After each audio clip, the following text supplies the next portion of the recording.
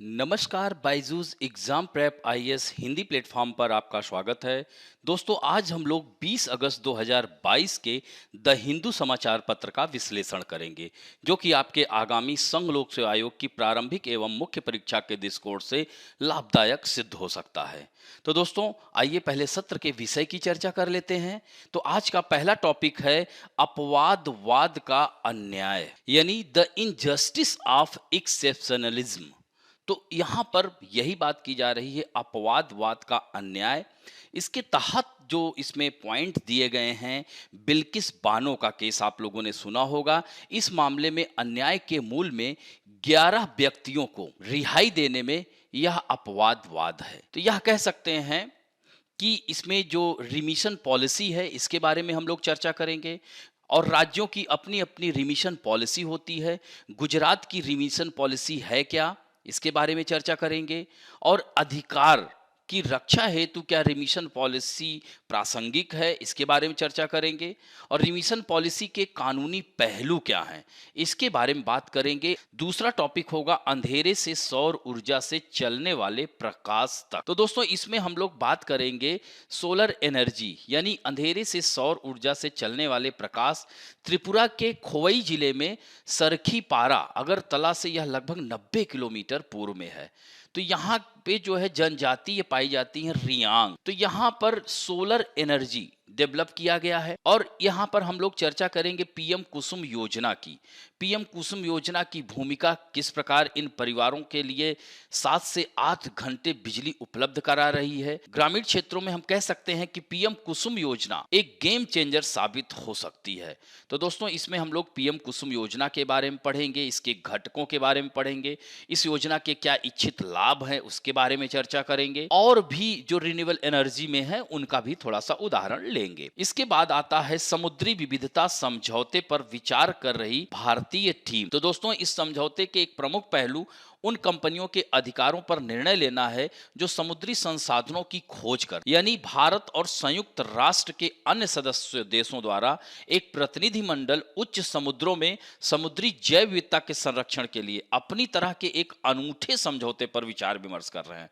तो हम लोग इसमें बात करेंगे UNCLOS की बात करेंगे, यानी यह क्या है, संयुक्त राष्ट्र, यानी यहाँ पर समुद्र के कानून 1982 में जो पारित हुआ था, UNCLOS संयुक्त राष्ट्र सम्मेलन।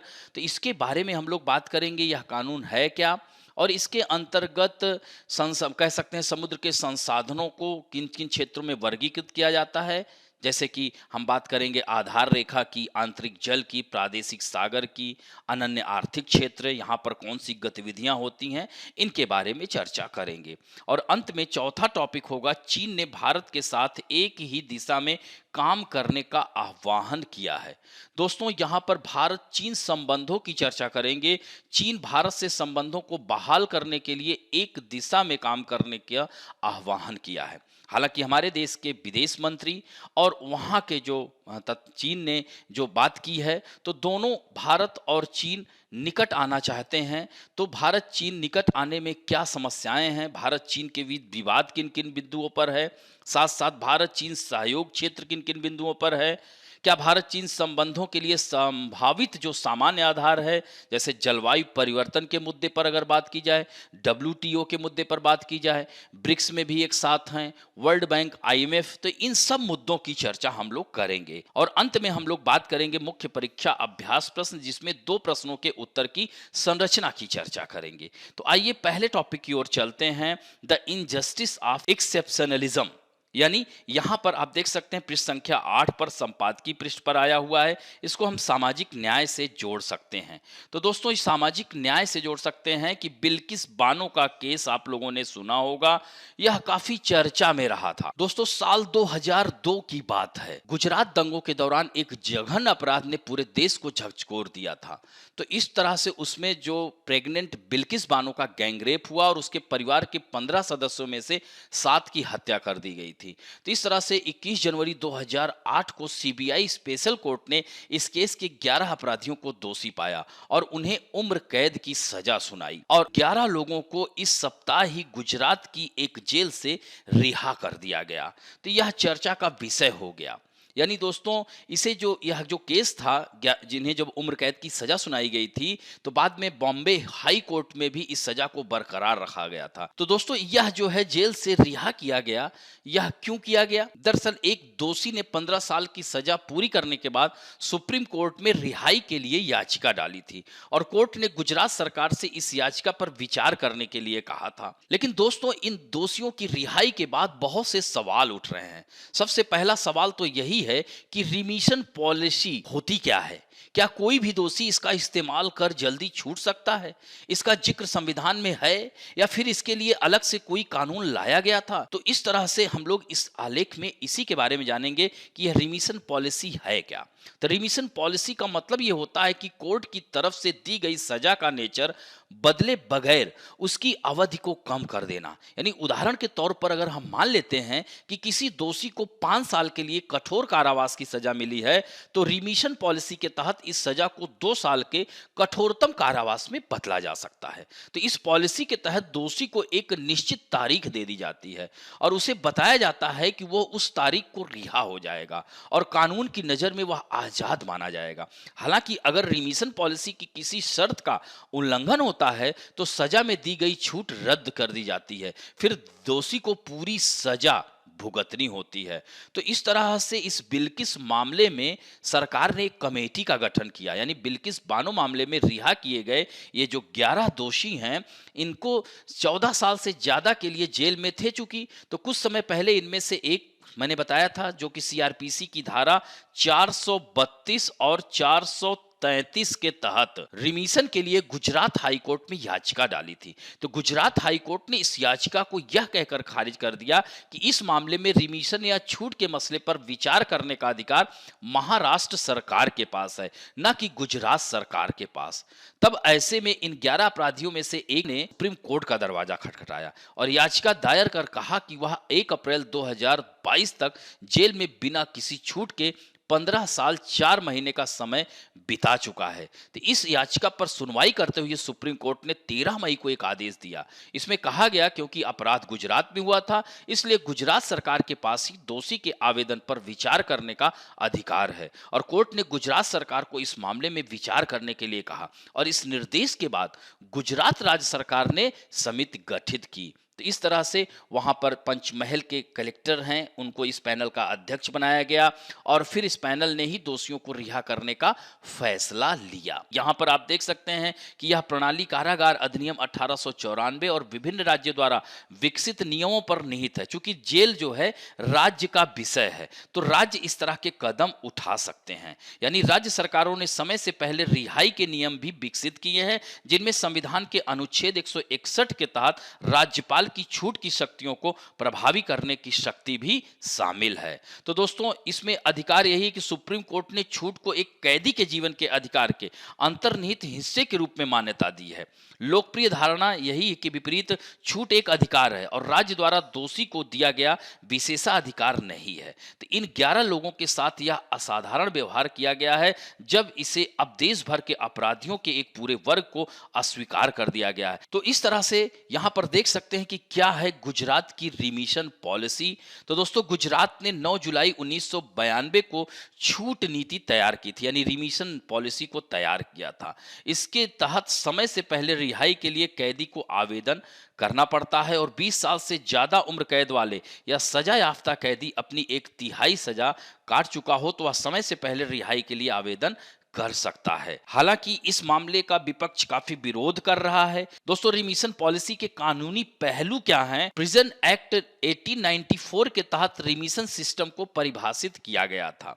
यानी जैसा कि ऊपर हमने बताया, लेकिन इसमें एक केस है केहर सिंह बनाम यूनियन ऑफ इंडिया और स्टेट ऑफ हरियाणा बनाम महेंद्र सिंह रिमिशन के संदर्भ यह 2 केस काफी महत्व रखते हैं। दोस्तों केहर सिंह केस में यही पाया गया था कि अदालतें किसी भी कैदी की सजा में छूट के लिए विचार करने से इनकार नहीं कर सकती हैं, यानी इस पर वह निर्णय ले सकती हैं। महेंद्र सिंह वाले मामले में भी यही कहा गया है कि भले ही सजा में छूट किसी भी दोषी का मौलिक अधिकार नहीं है लेकिन हर राज्य को इसके ऊपर विचार करना चाहिए। इसके साथ ही बाकी फैक्टर्स का भी ध्यान रखा जाना चाहिए। इसके अलावा सुप्रीम कोर्ट को भी यह मानना था कि सजा में छूट पर विचार को कानूनी अधिकार माना जाना चाहिए। और संविधान के अनुच्छेद 72 जैसा कि आपको पता ही है और अनुच्छेद 161 राष्ट्रपति और राज्यपाल को सजा कम या माफ करने का अधिकार देते हैं। और 161 के तहत राज्यपाल किसी भी दोषी को क्षमा कर सकते हैं, राहत छूट दे सकते हैं, वो दोषी की सजा को सस्पेंड भी कर सकते हैं।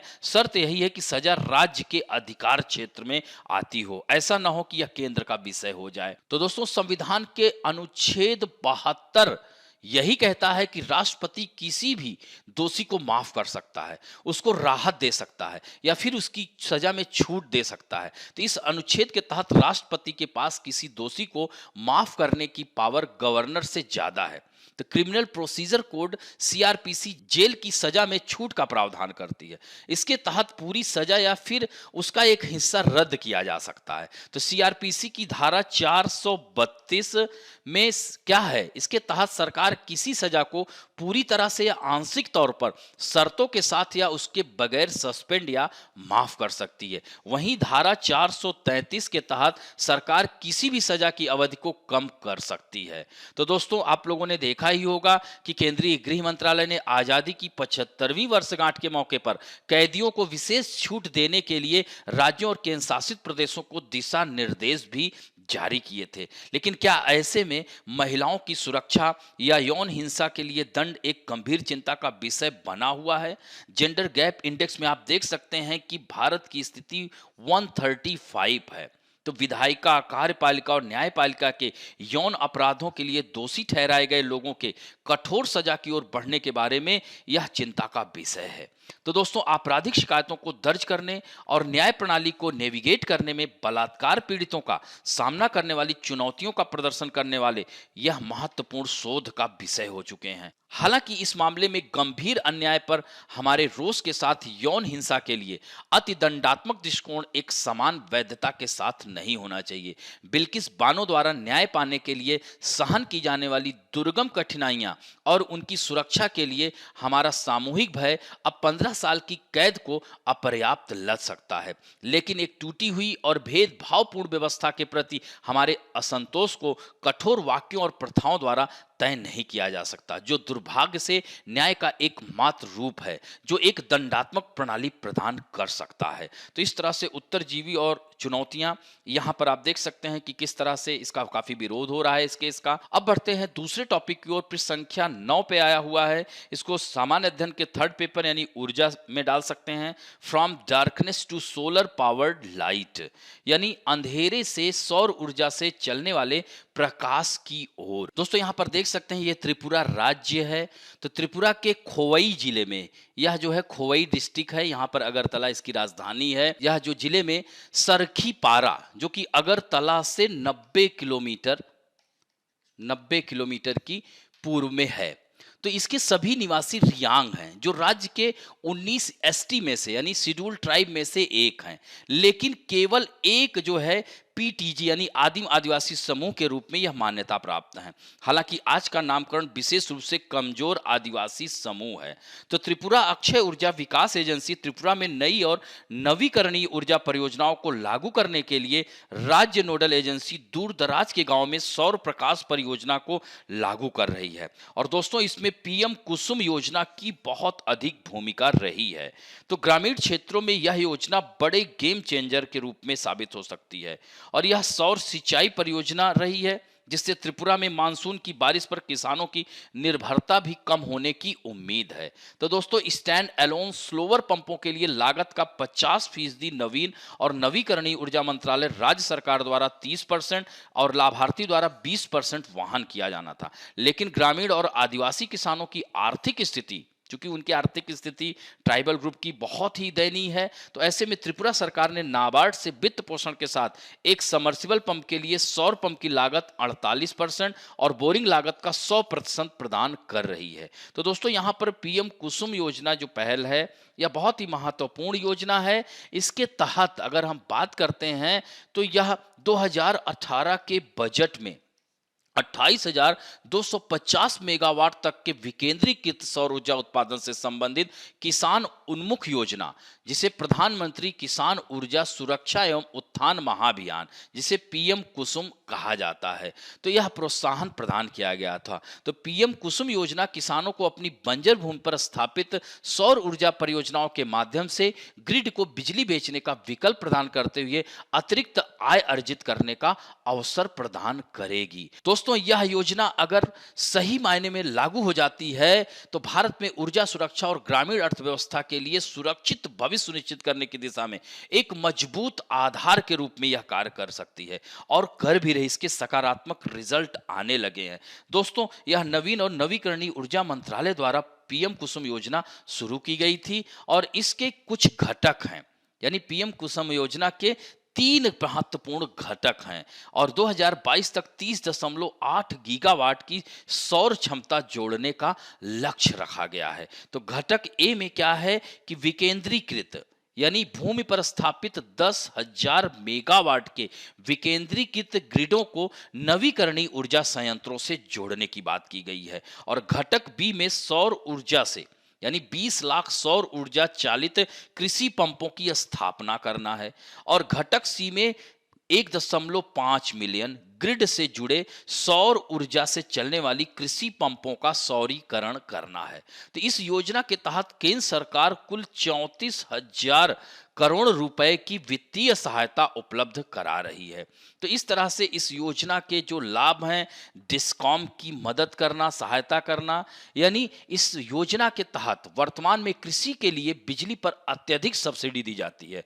इसके लिए अधिकांश भूजल स्तर की तीव्र गिरावट और डिस्कॉम की खराब वित्तीय स्थिति को प्रमुख कारण माना जाता है। तो दोस्तों, इस तरह से डिस्कॉम मतलब बिजली वितरण कंपनियों के वित्तीय स्वास्थ्य का यह समर्थन करती है और इस योजना के तहत सौर ऊर्जा चालित पंपों की स्थापना से सिंचाई के लिए ग्रिडों से होने वाली विद्युत आपूर्ति पर किसानों की निर्भरता इससे कम होने का अनुमान है। और दोस्तों, यह योजना कृषि क्षेत्र में सब्सिडी के बोझ को कम करते हुए डिस्कॉम की वित्तीय स्थिति को सुधारने में भी यह महत्वपूर्ण योगदान देगी। मदद करने वाले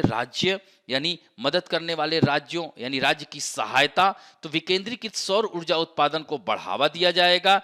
इस के दौरान विद्युत क्षति या ट्रांसमिशन हानि को भी कम किया जाएगा। तो इस तरह से राज्य सरकारों के लिए यह योजना सिंचाई पर सब्सिडी के रूप में होने वाले परिव्यय को कम करने के लिए एक विकल्प हो सकती है। और दोस्तों, इस तरह से अक्षय खरीद दायित्वों के लक्ष्यों को पूरा करने में राज्य सहायक हो सकते हैं। किसानों की मदद, यानी किसानों की मदद इस योजना से कैसे होगी? तो यह किसान अपने सौर ऊर्जा संयंत्र से उत्पादित, जैसे भाई किसान अपने लिए सौर ऊर्जा उत्पादन कर रहे हैं, अपने लिए प्रयोग करने के बाद जो बचती है उसे बेच देते हैं। तो इस तरह से उन्हें बिजली बचाने के लिए प्रोत्साहित किया जा सकेगा और भूजल का उचित एवं कुशल उपयोग सुनिश्चित किया जा सकेगा। तो दोस्तों, इस तरह से किसानों को सौर जल पंपों यानी ऑफ ग्रिड और ग्रिड कनेक्टेड दोनों के माध्यम से जल सुरक्षा प्रदान करने में सहायता हो सकती है और इस तरह से किसानों की आय भी बढ़ सकती है और पर्यावरण की भी मदद करेगी यह योजना। तो इस योजना के तहत कृषि क्षेत्र में सिंचाई के लिए सौर चालित पंपों की स्थापना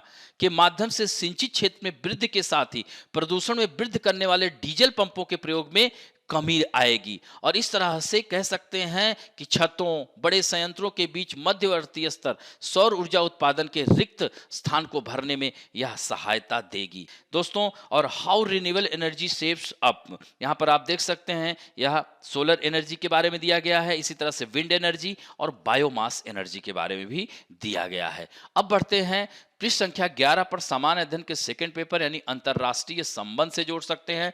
Indian team deliberating on ocean diversity pact.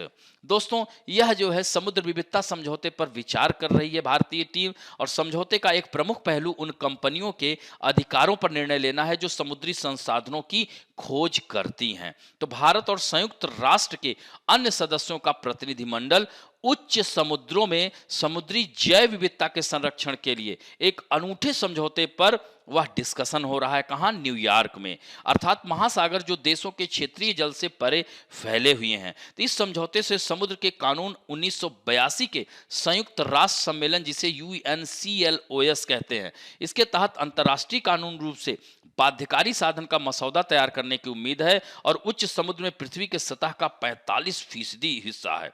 और इसके महत्वपूर्ण पहलू इसलिए है कि इस सागरों में महत्वपूर्ण संसाधन है, कीमती धातुएं हैं, जीवाश्म ईंधन है।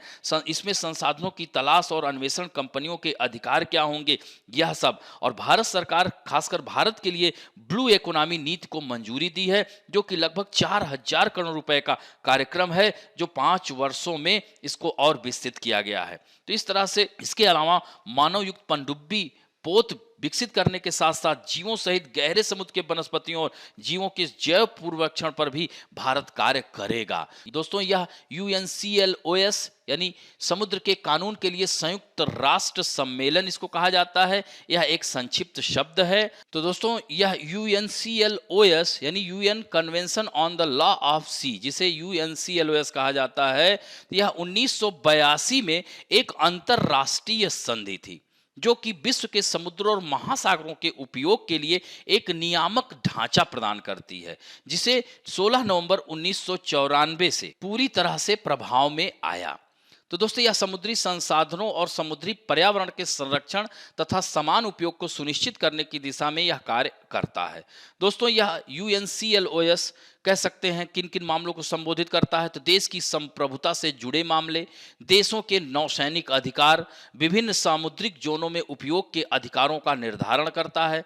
तो इस तरह से यूएनसीएलओएस के अनुच्छेद 287 के अनुसार संबंधित देश ऐसे विवादों को निपटाने के लिए निम्नलिखित में से एक या अधिक साधनों का चयन करते हैं। यानी समुद्र के कानून के लिए अंतर्राष्ट्रीय अधिकरण है, जिसे ITLOS कहते हैं, international tribunal for the law of the sea. यह हैम्बर्ग में है, याद रखिएगा। कहाँ है? हैम्बर्ग जर्मनी का शहर है, जो कि एल्ब नदी के किनारे बसा हुआ है। इसी तरह से अंतर्राष्ट्रीय न्यायालय, जो कि हेग में है। इसी तरह से तदर्स मध्यस्थता के लिए मध्यस्थता विवाद निपटान प्रणाली का प्रयोग किया जाता है, और यह तब किया जाता है जब विवाद में शामिल देशों द्वारा उपलब्ध विवाद समाधान संसाधनों के संबंध में कोई वरीयता व्यक्त नहीं की गई है। दोस्तों, इसी तरह से UNCLOS यानी कह सकते हैं इसका जो अनुच्छेद 100 है वो भी बहुत ही महत्वपूर्ण है। उसमें अनुच्छेद सामुद्रिक पायरेसी के संबंध में देशों पर सहयोग करने का दायित्व आरोपित करता है, और यूएनसीएलओएस के तहत समुद्र के संसाधनों को निम्नलिखित क्षेत्रों में वर्गीकृत किया जा सकता है: बेसलाइन, इंटरनल वाटर, टेरिटोरियल सी, कंटीजियस जोन और एक्सक्लूसिव इकोनॉमिक जोन, जिसे अनन्य आर्थिक क्षेत्र, फिर सन्निहित क्षेत्र, प्रादेशिक सागर और आंतरिक जल तथा आधार रेखा। तो आइए इसमें हम लोग देखते हैं कि यह आधार रेखा बेस लाइन कहां पर है? यहां पर है। तो दोस्तों, यह तट के साथ, ये देख रहे हैं ना, यह तटीय क्षेत्र है, तो यह तट के साथ साथ तटवर्ती देशों द्वारा आधिकारिक तौर पर मान्यता प्राप्त निम्न जल रेखा है। समझ में आई बात? और यहां पर आप देख सकते हैं यह इंटरनल वाटर है। फिर उसके बाद आंतरिक जल, जिसे इंटरनल वाटर कहते हैं, यह बेसलाइन भूमि के किनारे पर होता है। इसमें खाड़ी और छोटे खंड शामिल होते हैं, यहां पर दिया गया है। दोस्तों, फिर प्रादेशिक सागर की बात की जाए, जिसे टेरिटोरियल सी कहा जाता है, तो यह बेसलाइन से 12 समुद्री मील, यह ध्यान रखेंगे, 12 समुद्री यानी नॉटिकल मील की दूरी तक यह विस्तृत होता है। प्रादेशिक समुद्र पर यह तटीय देशों की संप्रभुता और न्यायाधिकार का क्षेत्र है, और यह अधिकार न केवल समुद्री सतह पर बल्कि समुद्री आधार हवाई क्षेत्र तक यह विस्तृत होते हैं। लेकिन तटीय देशों के आधिकारिक प्रादेशिक समुद्र से गुजरने वाले सामुद्रिक मार्गों के मामलों में सीमित होते हैं। दोस्तों, उसके बाद आता है सन्निहित क्षेत्र, जिसे कॉन्टिजियस जोन कहते हैं। तो यह क्या है? तो यह सन्निहित क्षेत्र का यानी बेस लाइन से, यह क्या है? Base line. तो बेस लाइन से यह कितना हो गया? 24, 12 ये और 12 ये, तो 24 नॉटिकल माइल तक विस्तृत होता है, और तटीय देशों को अपने क्षेत्र के भीतर राजकोषीय, आव्रजन, स्वच्छता और सीमा शुल्क कानूनों के उल्लंघन को रोकने और दंडित करने का अधिकार देता है और इससे संबंधित देश को अपनी सीमा में न्यायाधिकारिता का भी अधिकार होता है। लेकिन यह हवाई और अंतरिक्ष क्षेत्र पर लागू नहीं होता है, यह ध्यान रखेंगे, यही अंतर हो जाता है। फिर आता है एक्सक्लूसिव इकोनॉमिक जोन, जिसे EEZ कहा जाता है। तो यह बेस लाइन से, यहां पर देख रहे हैं ना, ये 200 नॉटिकल माइल की दूरी तक फैला है। इसमें तटीय देशों की सभी प्राकृतिक संसाधनों की खोज, दोहन, उसका संरक्षण, उसके प्रबंधन का संप्रभु अधिकार प्राप्त होता है उस देश को। तो यह जो है याद रखेंगे, इसी में यह महाद्वीपीय मग्न तट भी दिया रहे तो यह आप लिख सकते हैं। और इसके बाद उच्च सागर आ जाता है, जिसे हाई सी कहते हैं। तो दोस्तों इस तरह से कह सकते हैं कि यह पूरा अनक्लॉज और इसके तहत जो वर्गीकृत किया गया है, यह अक्सर आप लोगों की प्रारंभिक परीक्षाओं में भी आ जाता है और मुख्य परीक्षा में आए तो इस तरह से आप इसको एलाबरेट कर सकते हैं। अब बढ़ते हैं, पृष्ठ संख्या 1 और 10 पे आया हुआ है, इसको भी अंतर्राष्ट्रीय संबंध से जोड़ सकते हैं। तो यहां पर देख सकते हैं कि चीन ने भारत से संबंधों को बहाल करने के लिए एक ही दिशा में काम करने का आह्वान किया है। तो दोस्तों यहां पर देख सकते हैं यह मुद्दा चल रहा है। दोनों को मतलब विदेश मंत्री एस जयशंकर ने कहा, चीन के साथ संबंध अत्यंत कठिन दौर में थे, दोनों देशों में एक साथ काम करने के लिए, लेकिन कई कारण हैं, यानी रास्ते खुले हुए हैं। चीन आशा है कि भारत उसके साथ उसी दिशा में काम करेगा ताकि संबंधों को जल्द से जल्द पटरी पर लाया जा सके। फिर श्री जयशंकर कहते हैं, यदि भारत और चीन एक साथ नहीं आ सके तो एशियाई सेंचुरी का होना मुश्किल होगा, यानी एशियाई जो शताब्दी है वह उसका कार्य कठिन हो जाएगा। तो जयशंकर ने बताया कि वर्तमान कठिनाइयों का कारण चीन ने सीमा पर क्या किया था। तो क्वाड के बारे में भी दोनों देशों के विचारों में मतभेद है। यही कारण है कि इन सब बिंदुओं की वजह से यह जो है दोनों एक साथ आगे नहीं आ पाते हैं। तो दोस्तों पहले इसमें हम लोग बात करते हैं कि भारत चीन विवाद के प्रमुख बिंदु क्या क्या हैं। तो भारत चीन विवाद, जैसे सीमा विवाद की बात किया जाए तो भारत चीन के बीच सीमा विवाद आप लोगों ने देखा ही है। तो अगर यहाँ पर हम मानचित्र के आधार पर देखते हैं तो भारत और पाकिस्तान के बीच 3700 से अधिक किलोमीटर की जो है सीमा है। तो चीन के साथ इस सीमा विवाद में भारत और भूटान दो ऐसे मुल्क हैं जो उलझे हुए हैं। भूटान यहाँ पर आप देख सकते हैं, ये वाला भाग यहाँ पर आप देख सकते हैं कि यह नेपाल हो गया, इधर क्या है आपका, यहाँ पर यह सिक्किम हो जाता है, इधर भूटान है। तो भूटान का जो डोकलाम क्षेत्र को लेकर विवाद है, तो भारत के लद्दाख से छोटे अक्साई चीन वाला क्षेत्र है, यह जो है भी विवाद का कारण है। और इधर अरुणाचल प्रदेश में विवाद है ही। तो इस तरह से यह सीमा विवाद लगातार बना हुआ है। दूसरा महत्वपूर्ण कारण है दलाई लामा और तिब्बत। तो दोस्तों ड्रैगन देश को इस बात से बहुत ज्यादा नाराजगी रहती है कि भारत तिब्बती धर्मगुरु दलाई लामा को शरण दिए हुए है। इसी तरह से स्ट्रिंग ऑफ पर्ल्स, तो दोस्तों स्ट्रिंग ऑफ पर्ल्स की बात किया जाए, पर्ल ऑफ रिंग पॉलिसी अगर बात किया जाए तो जैसे यहाँ श्रीलंका के हम्बन टोटा पे उसने बेस बना लिया है। इधर आप देख सकते हैं कि कोको चैनल पर बेस बना लिया है। इधर आप देख सकते हैं कि पाकिस्तान से अगर समीप में ग्वादर पोर्ट पे बना लिया है। तो इस तरह से चारों ओर से भारत को, और यहाँ से बिल्ट एंड रोड इनिशिएटिव जा ही रहा है, तो चारों ओर से भारत को यह कह सकते हैं कि घेर रहा है। तो पर्ल ऑफ रिंग यानी भारत को घेरने के लिहाज से चीन द्वारा अपनाई गई यह एक अघोषित नीति है और चीन द्वारा भारत के समुद्री पहुंच के आसपास के बंदरगाहों और नौसेना ठिकानों का निर्माण किया जाना, और इधर नेपाल को उकसा ही रहा था। लिपुलेख मुद्दा आपने देखा ही था, काला पानी मुद्दा। इसी तरह से नदी जल विवाद, ब्रह्मपुत्र नदी यहां से आती है और यहीं पर इसको डैम बनाकर रोक देता है इसके जल को। तो इस तरह से जल के बंटवारे को लेकर भी भारत और चीन के बीच विवाद है। इसी तरह से भारत को एनएसजी का सदस्य बनने से रोकता है। तो दोस्तों नई दिल्ली ने जून 2016 में इस मामले का जोरदार तरीके से उठाया था। तात्कालिक विदेश सचिव रहे एस जयशंकर ने एनएसजी के प्रमुख सदस्य देशों के समर्थन के लिए उस समय सियोल की यात्रा भी की थी। तो इस तरह यह जो है परमाणु आपूर्तिकर्ता समूह सदस्य बनने में भी चीन भारत के मंसूबों पर पानी फेरता रहता है। भारत के खिलाफ आतंकवाद का समर्थन, एशिया में चीन भारत को अपना सबसे बड़ा प्रतिद्वंदी मानता है। और साथ ही ओबोर, याद रखेंगे ओबोर, यह जो क्या है, one built one road project है। तो चीन को पाक की जरूरत है क्योंकि पाकिस्तान में चीन ने बहुत सारा पैसा लगाया हुआ है। तो इस तरह से वह आतंकवाद का, चूंकि पाकिस्तान जो है वहां पर वह पक्ष पोषक है, और इस तरह से चीन कह सकते हैं, चीन कहीं ना कहीं भारत के खिलाफ आतंकवाद का पोषक बना हुआ है। दोस्तों आप लोगों ने देखा होगा मसूद अजहर को वैश्विक आतंकी घोषित कराने में चीन की रोड़ेबाजी इसी का एक मिसाल पेश करती है। तो व्यापार असंतुलन भी है, BRI योजना हाँ, याद रखेंगे बिल्ट एंड रोड इनिशिएटिव परियोजना चीन की सालों पुरानी यह सिल्क रोड से जुड़ा हुआ है। इसका भारत जो है लगातार विरोध करता रहा है। लेकिन दोस्तों भारत और चीन के बीच सहयोग क्षेत्र जैसे दोनों क्या हैं, ब्रिक्स देश के सदस्य हैं और ब्रिक्स बैंक का मुख्यालय भी चीन में ही है। इसी तरह से इंफ्रास्ट्रक्चर इन्वेस्टमेंट बैंक का भी संस्थापक सदस्य है। तो दोस्तों यह देख सकते हैं कि चीन भी इस बैंक का एक समर्थक देश है। तो भारत और चीन दोनों ही संघाई सहयोग संगठन के तहत एक दूसरे के साथ कई क्षेत्रों में सहयोग कर रहे हैं। चीन ने संघाई सहयोग संगठन में भारत की पूर्ण सदस्यता का स्वागत भी किया था। दोनों देश विश्व बैंक, संयुक्त राष्ट्र और आईएमएफ जैसी संस्थाओं के सुधार और उसमें लोकतांत्रिक प्रणाली के समर्थक भी रहे हैं। संयुक्त राष्ट्र के मामले में उसके प्रशासनिक ढांचे में विकासशील देशों की भागीदारी में बढ़ोतरी भी बहुत जरूरी है।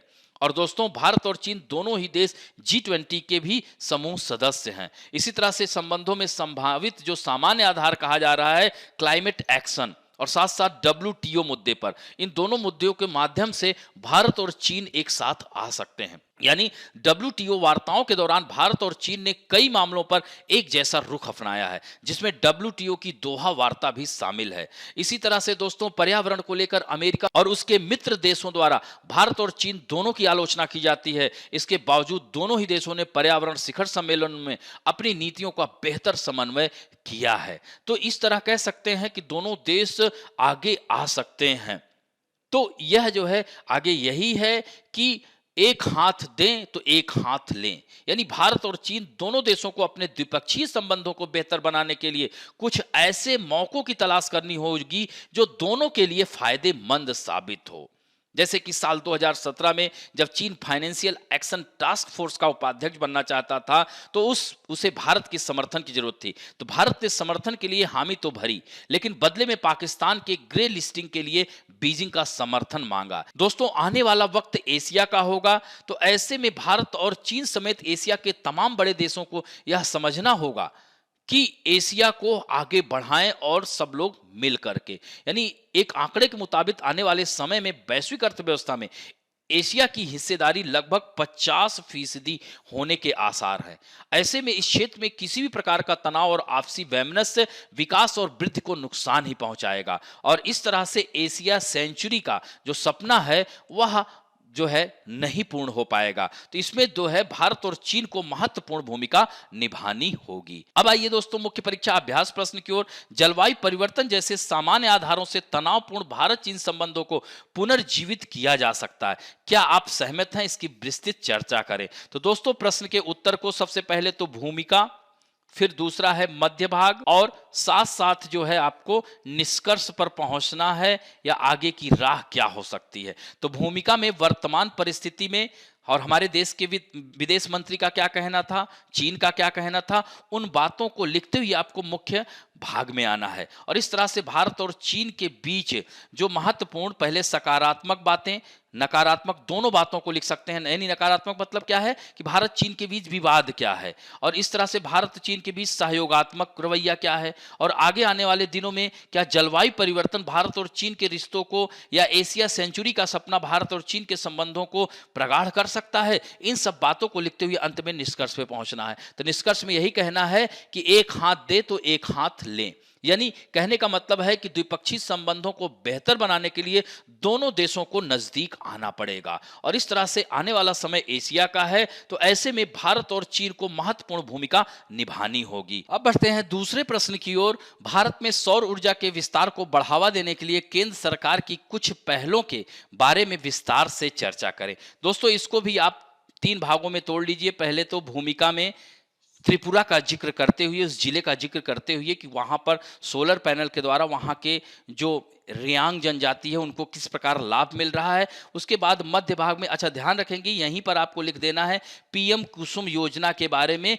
कि यह योजना कारगर सिद्ध हो रही है। फिर मध्य भाग में आपको यहां पर पीएम कुसुम योजना के बारे में विस्तृत बताना है, उसके घटकों के बारे में बताना है और उससे क्या लाभ हुआ है उसके बारे में बताना है। इसके साथ साथ सोलर एनर्जी पर अन्य और कार्य क्या किए जा रहे हैं उसका वर्णन करना है। अंत में आपको निष्कर्ष पर पहुंचना है कि निसंदेह रूप से यह आगे अगर हमको अपने पर्यावरण को, जलवायु परिवर्तन को ध्यान में देते हुए स्वच्छ ऊर्जा को बढ़ावा देने के लिए इसके साथ-साथ अन्य विकल्पों पर भी ध्यान देना होगा। तो इस तरह से दोस्तों आज का अंक यहीं पर समाप्त करते हैं। आशा करता हूं कि आज का भी वीडियो आप लोगों को अच्छा लगेगा और अच्छा लगे तो प्लीज लाइक, शेयर, सब्सक्राइब और बेल आइकन दबाना ना भूलें। धन्यवाद।